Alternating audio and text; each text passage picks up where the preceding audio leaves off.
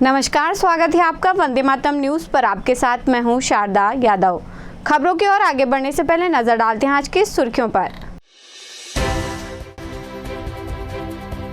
Medical college के डॉक्टरों ने नवजात को दिया नया जीवन।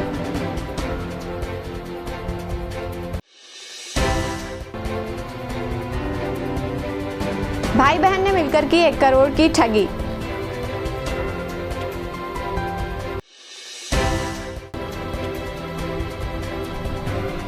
LIC की विश्वसनीयता कायम, आलम। अब खबरें विस्तार से। जिला अस्पताल शाह मेडिकल कॉलेज में एक नवजात शिशु को नया जीवन प्रदान करने में डॉक्टर सफल रहे। 12 दिन पहले एक बच्चे का जन्म हुआ जो रोया ही नहीं। सामान्य तौर पर बच्चा जन्म के बाद रोना शुरू कर देते हैं। बच्चा रोया नहीं तो तत्काल बच्चे को NICU में ले जाया गया और आधुनिक मशीन के सहारे उसे 12 दिन के अंदर ही स्वस्थ कर दिया गया।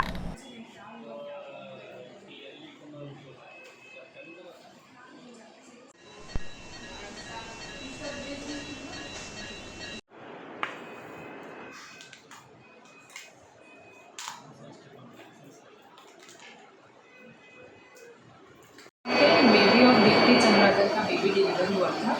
नॉर्मल डिलीवरी हुई थी। होने के बाद में बच्चा तत्काल रोया नहीं, जिसके कारण इसको शुरुआती 1 से 2 घंटे में झटके आने शुरू हो गए थे। नवीनतम तकनीक द्वारा, जो कि तकनीक का नाम है नियोनेटल हाइपोथर्मिया, उसके लिए एक मशीन मंगाई गई है, मीरा क्रैडल नाम की मशीन।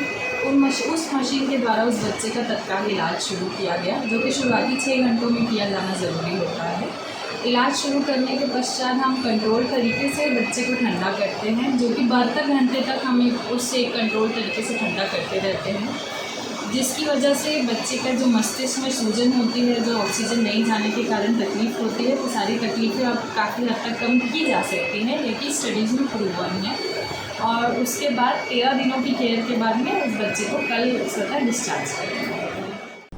कोरबा के मेडिकल कॉलेज शाह जिला अस्पताल में नवजात शिशुओं की गंभीर बीमारियों और असमय होने वाली मौतों को रोकने के लिए आधुनिक मशीनों से इलाज किया जा रहा है। इस संबंध में वंदे मातरम न्यूज की खास रिपोर्ट देखिए। कोरबा जिले में अब नवजातों को होने वाली गंभीर बीमारियों से निजात दिलाने के लिए अभी मैं बता दूं बहुत अच्छी सुविधा हो चुकी है। हम खड़े हैं अभी मेडिकल कॉलेज शाह जिला अस्पताल में, जहाँ पे नवजातों के लिए विशेष MICU वार्ड बनाया गया है। इसका एकमात्र उद्देश्य है कि अब जिले में जो बच्चे संक्रमित हैं या गंभीर बीमारी से पीड़ित हैं, उन नवजातों को दूर दराज के जिलों में जाना ना पड़े, हायर सेंटर में जाना ना पड़े, उनका इलाज यहाँ पे बेहतर हो सके। इसके लिए बहुत ही अत्याधुनिक मशीनें आई हैं। हमारे साथ शिशु रोग विशेषज्ञ जो मेडिकल कॉलेज के हैं वो हमारे साथ मौजूद हैं। सर बहुत बहुत स्वागत है आपका यात्रा में। नमस्कार सर, अभी हमारे यहाँ मेडिकल कॉलेज में और जिले में क्या क्या सुविधाएं उपलब्ध है, इस बारे में बताइए। ये हमारे शिशु रोग विभाग के SNC विभाग में आप खड़े हैं। वहाँ पर बच्चे लोग को जैसे कि वार्मर केयर मिल जाता है, CPAP की मशीन है सांस के लिए, जरूरत पड़ने पर वेंटिलेटर मशीन है, और नई पद्धति अभी हाइपोथर्मिया का जो मीरा क्रैडल नाम से मशीन है वो भी आई है। ये सबसे इलाज चल रहा है। सर, ये जो नई मशीनें आई हैं हाइपोथर्मिया, आपने बताया इस बीमारी के लिए बहुत दूर की कम से कम बिलासपुर जाना पड़ता था और बहुत ज़्यादा खर्चे भी होते थे, और ग्रामीण लोगों को इससे बहुत ज़्यादा लाभ मिलेगा, इसके बारे में क्या? हाँ, हाइपोथर्मिया जो एक बच्चा ऐसे बच्चे को यूज़ करते हैं जो बच्चा जन्म से रोया नहीं है। मेनली हम उन बच्चों के लिए ये यूज़फुल रहता है। उसमें बच्चे को दरअसल क्या है कि जो ब्रेन का मेटाबॉलिज्म रहता है उसको कम करने के लिए हम लगाते हैं, ताकि ब्रेन को जो और साइड इफेक्ट या ब्रेन को डैमेज होने से बचाया जा सके। उसके लिए हम लोग इसको यूज़ करते हैं। अभी सर फिलहाल बात कीजिए, MICU में देखने के लिए मिल रहा है कि बहुत अच्छा स्टाफ है, सपोर्टिव स्टाफ है, डॉक्टरों की कोई कमी नहीं है। अभी जो वर्तमान में और कितनी सुविधाएं मिल रही हैं, इसके अलावा और कई प्रकार की बीमारियों से निजात पाने के लिए क्या क्या मशीनें हैं? अब लगभग मशीनें तो हमारे पास सभी हैं, और उस हाई एंड मशीन और कुछ रहती हैं, जैसे ECMO मशीन होती है, हाई HFO, वो सब की सुविधा भी फिलहाल अपने पास तो नहीं है। बाकी जो टर्शरी लेवल, जो मेडिकल कॉलेज लेवल के हिसाब से तो लगभग मशीनें हैं अपने पास। सर, वर्तमान में बच्चों में एक खास बीमारी देखी गई जो पैदाइशी होती है, पीलिया की बीमारी जो कहते हैं आम भाषा में। तो पीलिया के लिए सर बहुत प्रिकॉशन रखना पड़ता है, तो हमारे इस NICU में इसकी व्यवस्था की गई? हाँ, इसकी व्यवस्था की गई है। इसमें क्या है कि पीलिया 2 प्रकार के आते हैं। न्यू बॉर्न जो बच्चे होते हैं उनके पीलिया तो क्या शरीर में ज़्यादा खून जब कम होता है उसके कारण होती है। एकदम ऐसा नहीं है कि एकदम बीमारी वाली रहती है, नॉर्मल भी बच्चे को पीलिया होता है। उसके लिए अपने पास है फोटोथेरेपी की मशीन की व्यवस्था है, नीले रंग की लाइट रहती है जिसमें बच्चे को रखना रहता है। उससे 1 आध 2 दिन 3 दिन जैसा भी बच्चे का लेवल है बिलीरुबिन का, उसके हिसाब से ट्रीटमेंट हो जाता है। निश्चित तौर पर आप देख सकते हैं इतने युवा और जुझारू चिकित्सक अब आ चुके हैं मेडिकल कॉलेज में, जो हर प्रकार के इलाज कराने में संभव है और जी जान लगाते हैं। हाल ही में एक नवजात शिशु को 13 दिन तक यहाँ पर इलाज किया गया, उसके बाद उसे स्वस्थ करके घर भेजा गया। यही यहाँ पर मोटिव, यहाँ चाह रहे हैं कि हर एक बच्चे को स्वस्थ करने का प्रयास करते हैं, हर एक परिजनों के चेहरे पर मुस्कान लाने का प्रयास करते हैं। कोरबा से वंदे मातरम न्यूज़ के लिए सहयोगी अजय के साथ अजय राय। इमली डुग्गू में रहने वाले भाई बहन खोदैजा खातून और सद्दाम हुसैन ने मिलकर लगभग 1 करोड़ रुपए की ठगी 50 से 60 महिलाओं से की है। ठगी करने का इन्होंने नायाब तरीका अपनाया। एक ही मकान को कई लोगों को बेच दिया। इसके साथ ही एक ट्रैक्टर को भी कई लोगों के पास गिरवी रखा और कुछ के साथ तो बिक्रीनामा भी कर दिया, लेकिन किसी को पैसा और कब्जा नहीं मिला। साथ ही महिला समूह से लोन लेकर नहीं चुका रहे। इसकी शिकायत कोतवाली थाना में महिलाओं द्वारा की गई, जिसकी जांच जारी है।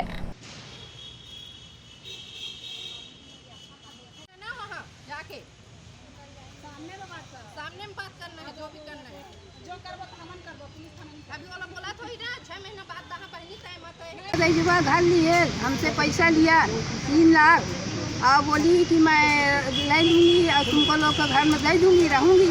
अब मैं घर में गई, मेरे को 2 कमरा दी, एक कमरा अपने लिए ले ली और जब रहने लगी मैं ना, तो फिर मेरे को मार के धक्का ढकेल के रख दी, बोलती नहीं दूँगी बोलती है। अब इसको पैसा ने उकर के रख ली और मेरे को घर भी नहीं दे रही, मेरे को मारती भी है, लड़ाई करती है, बहुत झगड़ा करती है। जहाँ हो वो मारपीट जरूरती है करने। तेरे बेटे को फंसा दूँगी। हमारे बेटा को बोलती है कि तेरे को फंसाऊंगी।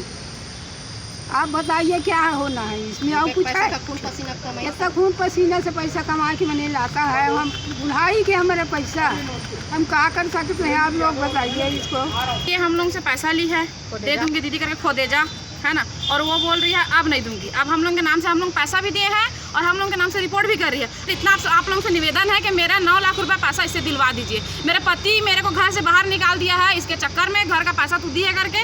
अब मैं क्या करूं? अब यहाँ आई हूँ मैं अपना शिकायत लेकर, मेरे को पैसा चाहिए। कितने लोगों से पैसा लिए? जितने लोग जितने हम खड़े हैं ना, मैं क्या बताऊँ सर, सब लेडीज। अभी किस तरह की दिक्कत का सामना करना पड़ रहा है? किस्ती का और सब पूरा आ रहे हैं, तगादा करने आ रहे हैं पैसा के, है ना, पूरा चिल्ला रहे। मेरे पति मेरे को निकाल दिया है, मैं कहाँ जाऊँ, कहाँ जाऊँ बताइए। मैं भी खोदेजा को पैसा दी थी और एक तो घर जो पीछे तरफ खाली जगह है उसको मेरे पास बेची थी। अप्पू के पास पहले बेची थी, उसके बाद अप्पू को ज़रूरत पड़ा पैसा तो मेरे पास बेच दी। फिर मैं उसको कब्जा करने गई तो मेरे को मार पीट की और जातिगत गाली भी दी। मैं क्या है एससी कास्ट से बिलोंग करती हूँ, तो मेरे को ना मार के एकदम निकाल दी वहाँ से। तेरे को जो करना है कर, तेरे को घर नहीं मिलेगा बोली। और मैं कम से कम 6 ठो किस्ती उठा के दी हूँ, जो 50-50 हज़ार के हिसाब से 3 लाख रुपये का किस्ती है।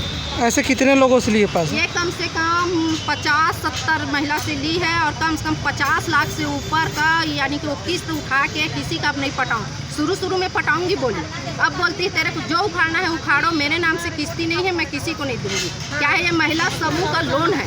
महिला समूह का लोन उठा के हम लोग एक दूसरे को मदद के नाम से देते थे और उसको भी दिए थे, लेकिन वो शुरू में पटाई और बोली कि अब सबका किस्ती पटाऊंगी और क्या है इसमें जो भी प्रॉफिट होगा, जो समूह में जो पैसा लगा रहे हैं उसका पैसा सबको मैं दूंगी बोल के लालच दी और सब महिला लोग उसमें आ गए और दिए, लेकिन वो किसी का 1 रुपया भी वापस नहीं कर रही है। साफ बोलती है जो करना है करो। और जैसे थाना में हम लोग आते हैं ना, तो हमारा रिपोर्ट नहीं लिखा गया। 2-3 बार हम लोग आए थे, ये सब हम एप्लीकेशन लगाए हैं, किसी में कार्रवाई नहीं हुआ है। लेकिन अभी वो जब भी आती है ना, तो उसके लिए तुरंत फोर्स पहुंच जाता है वहाँ, क्या करके बुलाती है भगवान जाने।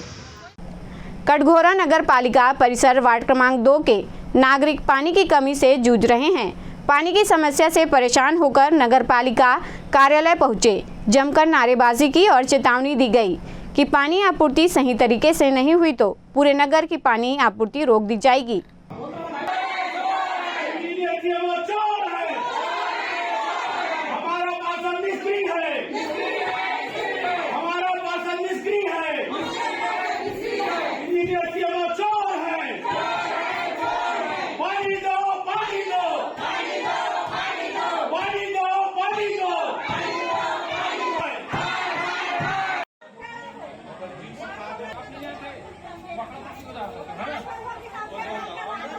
प्रशासन हाय हाय,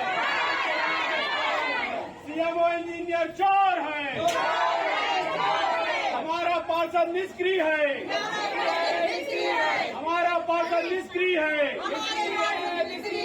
नगर पालिका हाय हाय, नगरीय प्रशासन हाय हाय। पानी दो, पानी दो, पानी दो। हमारा पार्षद निष्क्रिय है, हमारा पार्षद निष्क्रिय है। इंजीनियर सीएमओ हाय हाय। पानी दो, पानी दो। आप जवाब दो। इंजीनियर वार्ड में सप्लाई नहीं होने देंगे पानी। हमारा पार्षद निष्क्रिय है, सीएमओ इंजीनियर चोर है।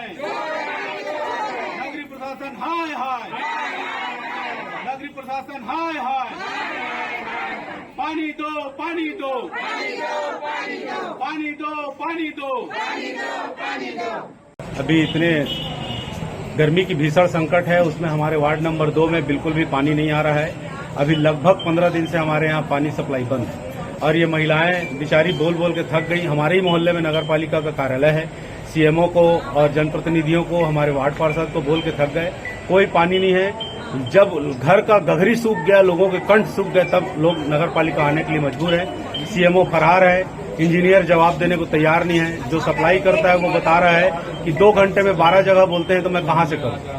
हमारे ही मोहल्ले में वाटर टैंक है जो पूरे शहर को सप्लाई करता है। हम लोगों का ये मांग है कि आज हमको अगर पानी नहीं मिलेगा तो हम सारे मोहल्ले के लोग वाटर सप्लाई टैंक में बैठेंगे और पूरे कटघोरा में कहीं भी सप्लाई नहीं होगी। मैं इस पे ये कहना चाहूंगी कि यहाँ पे नगर पालिका में इतने बार बोलने के बाद आज आमाखोरा में पानी नहीं आया है। आज बिजली गोल है, आज ऐसे है, एक ही इंजन है। वो राजू को बोलते हैं टैंकर भिजवा, तो बोलता है एक ही इंजन है, पानी कहाँ से सप्लाई होगी। और ऐसे करके मेरे वार्ड में पानी की बहुत ज्यादा समस्या है। तो आज पूरे वार्ड वाले लोग आए थे नगर पालिका में। किस परिणाम पे पहुंचे आज आश्वासन मिला है करके अच्छे से नल खुलेगी और तालाब, वहाँ तालाब है, उसको भी सीएमओ साहब से बात हुई है फोन में, तो सीएमओ साहब बोले हैं करके वो तालाब में देख के और उसको गहरीकरण करने का प्रयास कर रहा हूँ। अभी सीएमओ साहब कार्यालय में है, इंजीनियर कार्यालय में कोई जवाब नहीं दिए हैं? नहीं, सीएमओ साहब तो नहीं है, इंजीनियर आश्वासन दिए हैं करके हाँ पानी उनी ठीक से पहुँचेगा नल में।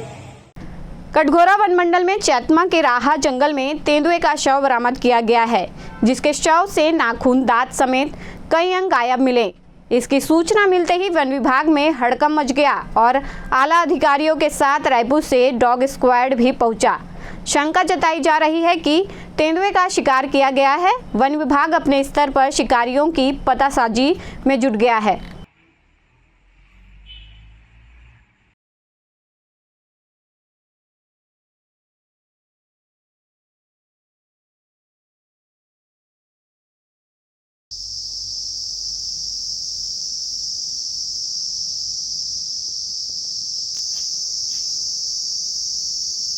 भारतीय जीवन बीमा निगम के एजेंटों का अखिल भारतीय संगठन लियाफी की जिला इकाई का शपथ ग्रहण समारोह एक निजी होटल में आयोजित किया गया। शपथ ग्रहण समारोह में राष्ट्रीय संगठन सचिव सैयद इमरान आलम विशेष रूप से उपस्थित रहे और नए पदाधिकारियों को शपथ दिलाई। इस अवसर पर उन्होंने कहा कि एकता ही हमारी ताकत है। बिलासपुर मंडल के उनको नहीं मिलती जो अपने यादों पर जिंदगी जिया करते हैं, खुशी उनको मिलती।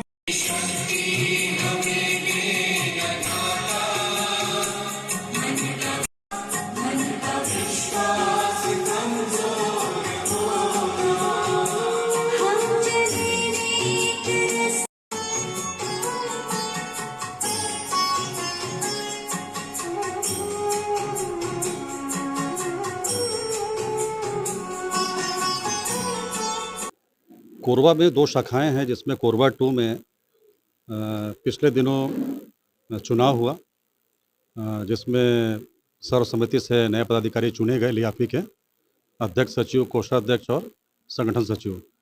तो आज उस स्तर पे इन लोगों ने आज एक शपथ ग्रहण समारोह यहाँ रखा है। तो पदाधिकारियों को आज शपथ दिलाई गई है। ये आपके जो चुनाव होते हैं कितने 2 वर्ष के चुनाव होते हैं शाखा स्तर पे, और मंडल स्तर पे 3 वर्ष का होता है। क्षेत्रीय और राष्ट्रीय स्तर पे भी 3 वर्ष का होता है। कितने पदाधिकारी चुने जाते हैं? प्रत्यक्ष रूप से चुने जाते हैं पदाधिकारियों में मुख्यतः अध्यक्ष और सचिव चुने जाते हैं, और उसके बाद अध्यक्ष सचिव जो है कोषाध्यक्ष को मनोनीत करते हैं, और साथ ही संगठन सचिव और अन्य पदाधिकारी जो होते हैं संगठन में उनको चुना जाता है। तो चुनाव जो होता है वो अभिकर्ता उनको मतदान करते हैं या फिर सर्वसम्मति से हो जाता है, दोनों स्थिति में होता है। अभी वर्तमान में बीमा की क्या स्थिति है? बीमा एजेंटों का व्यापार कैसा चल रहा है और क्या स्थिति जा रही है? देखिए, बीमा अभिकर्ताओं के व्यापार की बात करूं, व्यापार तो बीमा एजेंट का अच्छा चल रहा है, काफ़ी बढ़िया है, अच्छी अच्छी पॉलिसियां चल रही है, कस्टमर हित में सारी पॉलिसियां हो रही है, तो अभिकर्ता ज़्यादा से ज़्यादा पॉलिसी बेच रहा है।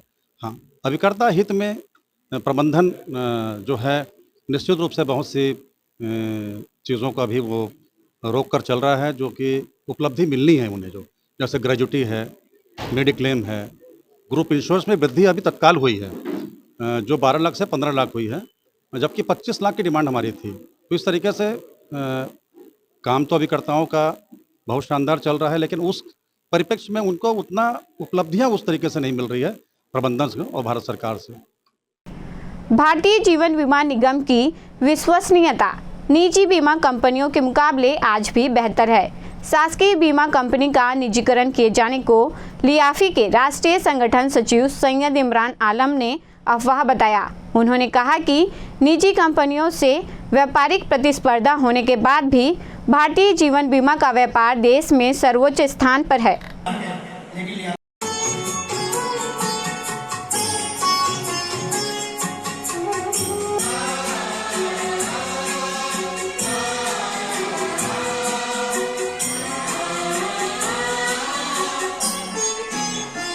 देखिए, निजीकरण का एक ह्यूमर है, जहाँ तक सवाल है इसमें अभी बहुत कोई खास पुष्टि ऐसी नहीं हुई है, क्योंकि लगातार हम लोगों की मीटिंग भारत सरकार से, विभिन्न मेंबर ऑफ पार्लियामेंट से, वित्त मंत्रालय से, और जो IRD है जो सारे बीमा को संचालित करती है, चूँकि वहाँ भी हमारी मीटिंग होती है साल में 2-3 बार, तो अभी एक ह्यूमर है, ऐसा कोई बहुत ही स्पष्ट जानकारी ऐसा कुछ नहीं है, और मुझे लगता है कि आने वाले समय में ऐसा नहीं होगा, ऐसा मैं मानता हूँ।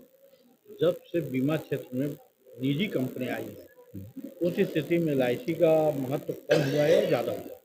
देखिए, जहाँ तक सवाल उठता है बहुत सारी बीमा कंपनियों आने का, तो डेफिनेटली जब एक समय में LIC का एक अधिकार था, एक तो सिर्फ LIC ही लोग लेते थे जीवन बीमा, लेकिन जब 10-15 कंपनियाँ आई इस दौरान जो है, तो निश्चित रूप से थोड़ा सा उसका मार्केट शेयर तो कम हुआ है, लेकिन आज भी जो है रूरल बेल्ट में LIC को ही लोग पसंद करते हैं और जीवन बीमा ही लेना पसंद करते हैं, क्योंकि रूरल बेल्ट में उतना जो दूसरी कंपनियां आई हैं उसका उतना वहाँ पर नहीं है उस तरीके से जिस तरीके से होना चाहिए। तो हमको बहुत ज़्यादा नहीं, मार्केट शेयर हमारा 10% से 15% के आसपास का ही फर्क पड़ा है। LIC की विश्वसनीयता और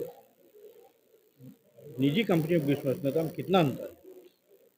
देखिए, LIC की विशेषता को बोलने के लिए तो कोई शब्द ही नहीं है कि आज हमारा जो सबसे मेन होता है death claim ratio, maturity ratio, तो आज हमारा ऑल इंडिया में डेथ क्लेम रेशो भी हमारा बहुत कम है ना, क्योंकि लगभग पेमेंट हमारे यहाँ डेथ क्लेम का हो रहा है, जो कि निजी कंपनी की तुलना में हमारा रेशो ज़्यादा है पेमेंट का, क्योंकि LIC में जब बीमा होता है तो उस समय बीमा होने में थोड़ा सा वक्त लेता है, क्योंकि दुनिया भर के मेडिकल और ये सब चीज़ों को लेकर ही बीमा ली जाती है। तो चूँकि ये सब चीज़ों का पूर्ण रूप से देख के बीमा दिया जाता है, तो उनको क्लेम देने में तकलीफ नहीं होती, इसलिए LIC पे लोगों का विश्वास है, क्योंकि मेन होता है बीमा और मैच्योरिटी। निजी कंपनियों के बारे में कई बार ये बात सामने आती है कि उनकी मैच्योरिटी नहीं दी जाती और लोग भटकते रहते हैं बीमा कराने के बाद। उस स्थिति में आप लोग, आपके एजेंट या आप लोग उपभोक्ता को समझाने में क्यों नहीं सफल होते? निश्चित रूप से ऐसा मार्केट में सुनने को आता है, क्योंकि हम जिस भी सिटी में मीटिंग को जाते हैं तो ये मैसेज आता है कि अमुक अमुक कंपनियों के क्लेम नहीं मिल रहे हैं, और ये होता है। और हमारी कोशिश होती है कि हम अभिकर्ताओं को ये कहें कि आप जीवन बीमा ही बेचें, जीवन बीमा के अभिकर्ता ही बेचें, क्योंकि उसमें क्लेम बड़े अच्छे से मिलता है, मैच्योरिटी बहुत ही जल्दी मिलता है, और अब तो इतना इजी हो गया है सर कि अब तो चेक नहीं नेफ्ट होता है, मतलब और बिफोर डेट मैच्योरिटी चला जाता है, मतलब ये समझ जाइए। तो इसलिए लोगों का विश्वास बना हुआ है और मैं कहता हूँ कि आगे भी ये बना रहेगा।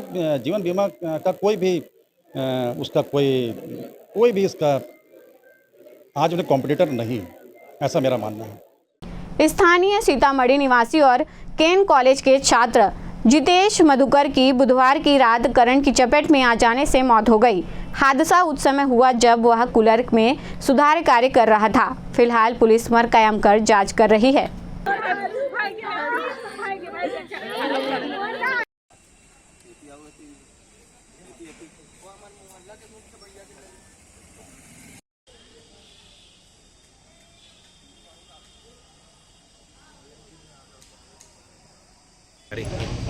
कल रात को हमारे सीतामढ़ी क्षेत्र में बृहस्पति बाई करके हमारी कार्यकर्ता थी, उसका बेटा कूलर की चपेट में आकर, इलेक्ट्रिक के चपेट में आकर कल उसकी मृत्यु हो गई है। और आज सब पूरा परिवारजन उसके सब यहाँ 100 बेड हॉस्पिटल आए हुए हैं और उसका पंचनामा होना है और पंचनामा और पोस्टमार्टम होके बॉडी को सुपुर्द करेगी। घर में कौन कौन मौजूद था और कितने समय की घर में घटना उसकी है? माँ मौजूद थी, तो करंट जैसी लगा तो उसकी माँ ने फिर डंडा से उसको छुड़वाया है, सब डंडा मार के। क्या नाम था? लड़के का नाम था, जो मृतक है उसका नाम था जितेश कुमार। क्या काम करता था वो पढ़ाई करता था, अभी बीकॉम फाइनल की परीक्षा दिया था। कितना साल चल रहा था? उसका लगभग 22-23 साल का लड़का था और बहुत ही अच्छा सुंदर यानी लड़का था और पूजा पाठ में भी ध्यान देता था, रोज़ पूजा पाठ करता था, कोई नशा पानी नहीं था, बहुत ही अच्छा सुशील लड़का था। कोरबा के राजेंद्र प्रसाद नगर फेज 2 में श्रीमद् भागवत महापुराण कथा का आयोजन कराया जा रहा है। कथा 9 मई से प्रारंभ हुई, जो आगामी 17 मई तक पंडित अरविंद कुमार शर्मा द्वारा सुनाई जाएगी। बड़ी संख्या में श्रद्धालु इस संगीतमय कथा का आनंद लेने पहुंच रहे हैं और रसपान कर रहे हैं। ये माला जपिए, गीता पढ़िए नहीं, छोटे छोटे नियम एवं तो सकल भरोसे पालन करना। किस तरह? उसी तरह रघुकुल रीति सदा चली आई, प्राण जाई पर। आपको हम बोल रहे थे, अरे यार देखो कार्ड निकाल के हम सेठ जी को निमंत्रण दे दें, एक भागवत की पत्रिका सेठ जी को दे दी। बोले सेठ जी 7 दिन का भागवत है, बिल्कुल आइएगा। सेठ जी ने वो कार्ड अपना रख लिया। आज ही जाऊंगा कहते कहते 6 दिन निकल गया, सेठ जी को जाते ही नहीं बना है। आज 7वां दिन कथा विश्राम का दिन।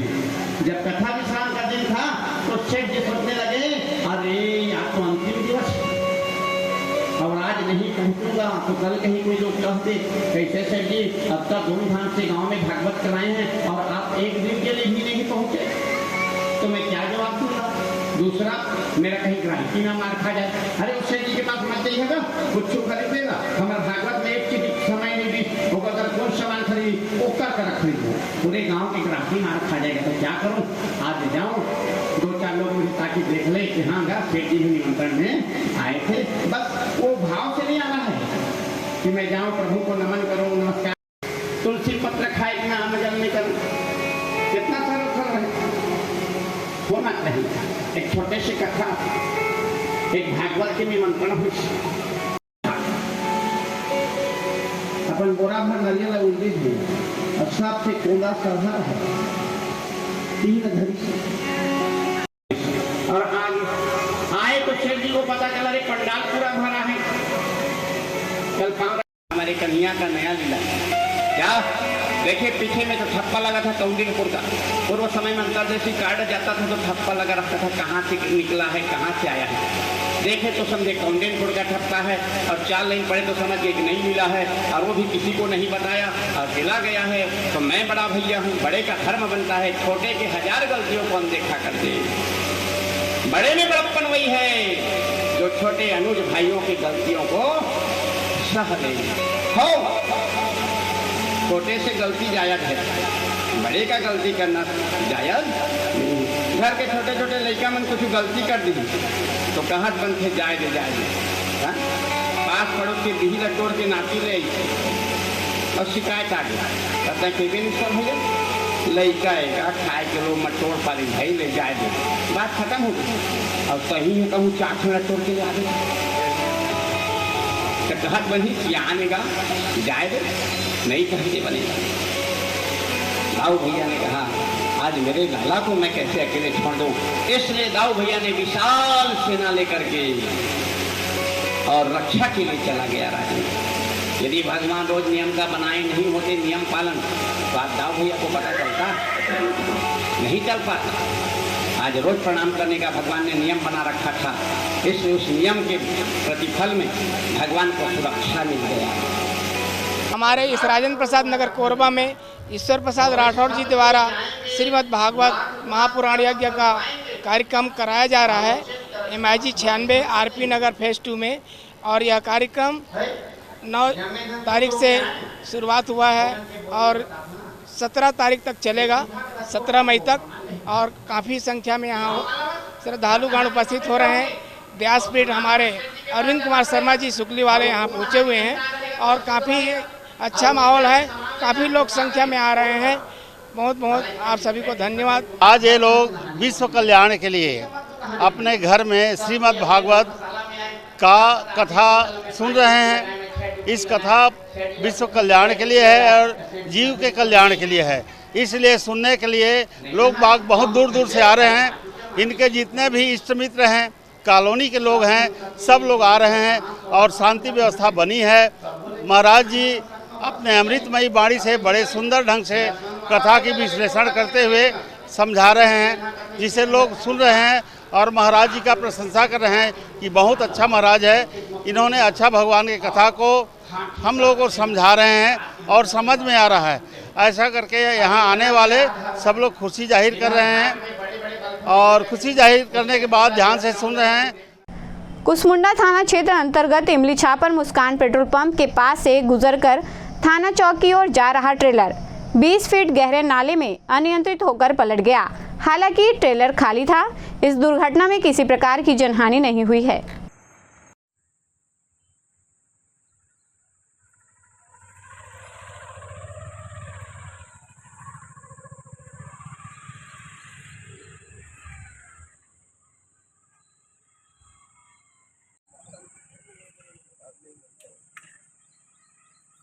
दर्री स्थित CSB प्लांट से चोरी करने वाले गिरोह को पुलिस ने धर दबोचा। पुलिस द्वारा आरोपियों की तलाश की जा रही थी और मुखबिर की सूचना पर उन्हें पकड़ा गया, जिसके बाद से चोरी किया हुआ सामान भी बरामद किया गया।